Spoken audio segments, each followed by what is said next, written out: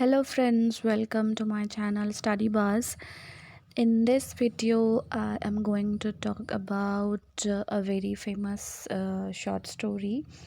When Mr. Pirzada came to dine, written by Jhumpa Lahiri in her collection of short stories, Interpreter of Maladies. And this book was published in 1999. The book won the Pulitzer Prize for Fiction and the Hemingway Pen Award in the year 2000.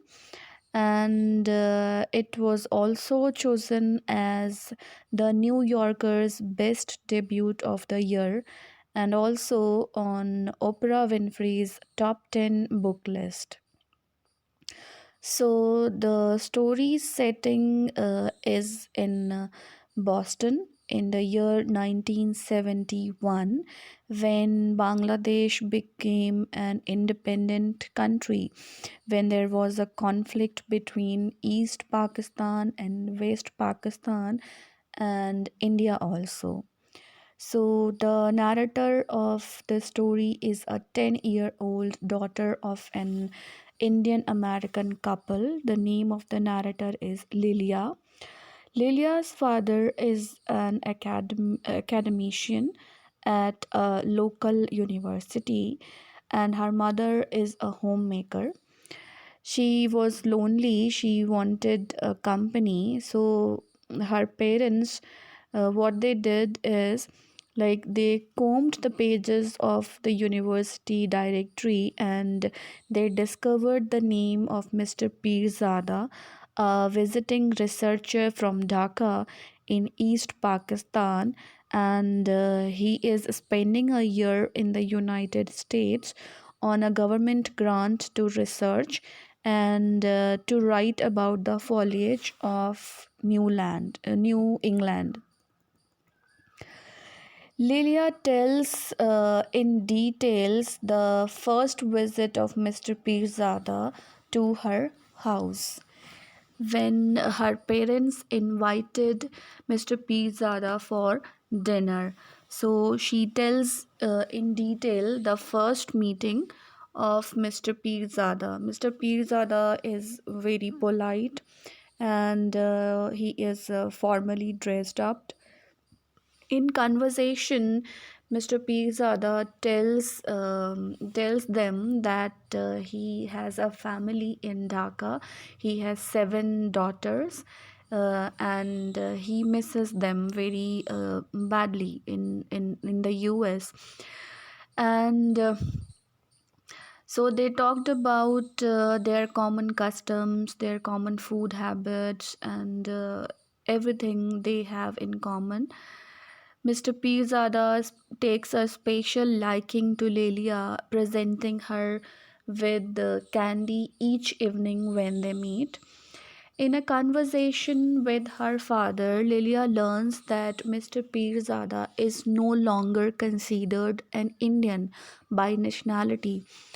Ever since partition in 1947 between India and Pakistan, so the distinction makes no sense to Lilia because she was not able to understand what does all this means. Mr. Pirzada and her parents speak the same language, share the same sense of humor, eat the same food, and have many customs in common. Lilia's father tells that Mr. Pirzada is a Bengali, but he is a Muslim and he lives in East Pakistan, not in India. So he is not an Indian.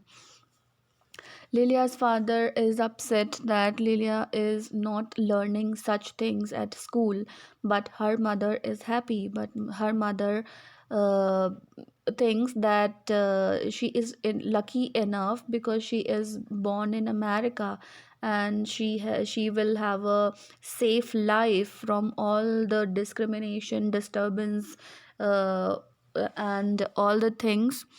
She is lucky enough. Mr. Pirzada Mr. Pirzada's nightly visits follow the same routine every day. The evening news on television is the center of attraction. Lilia worries about Mr. Pirzada's wife and daughters. At school, however, no one follows the war featured on television. Instead, students are studying the American Revolution. When Lilia reads a book about Pakistan in the school library, her teacher, Mrs. Kenyon, tells her that this material is not relevant for the report which was given to her to write about. So because of the government censorship, television news reports about Dhaka grow rare. So Mr. Pirzada visits in the evening every day, and they sit together and they talk about, they discuss their stories, they talk about everything, and they play Scrabbles. Mr. Pirzada departs around midnight, walking home to his dormitory. In October, Mr. Pirzada inquires about the Halloween pumpkins on people's doorsteps. Lilia's mother buys a pumpkin at the supermarket, and the family, together with Mr. Pirzada, carves a jack o' lantern. Mr. Pirzada's knife slips, and the result is a strange gash in the pumpkin. On Halloween, Lilia goes trick on treating with her friend Dora. They dress up as witches, and like Mr. Pirzada is worried about the girls' safety. When the children return, they find the pumpkin smashed and the television turned off. Mr. Pirzada, with his head in his hands, he was very sad, and he was sitting quietly, lonely. The war is imminent between India and Pakistan. For the first time, Mr. Pirzada spends the night at her house. He sleeps on sofa, and the family, Lilia and her family, is can so that they can monitor the situation in South Asia closely. In January, Mr. Pirzada returns to his house and to his family in Dhaka.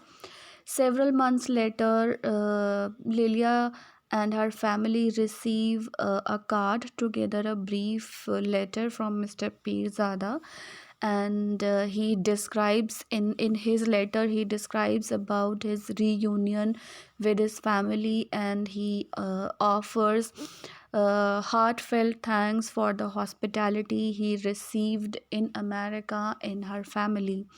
Lilia's family celebrates the good news, but Lilia herself is sad because she comes to know what it feels like missing someone so far away. Okay, so the story ends here. The story shows the difference between the ways adults and children perceive the world, how they think, how they interpret, and how they understand things. The narrator, Lilia, is a 10-year-old girl. She cannot understand why Mr. Pirzada is no longer considered Indian, as her father tells her. After all, he is a Bengali. He shares the same sense of humor, the same food, and many of the same customs with her family he has. Lilia has yet to learn about the partition. So this story also talks about separation and loneliness. Like the other stories in the collection, the whole collection of the stories, it has 9 stories in the collection. All the stories have some themes in common, and separation and loneliness is one of them. So this is all about the story. If you like the video, please subscribe my channel. Thanks for watching.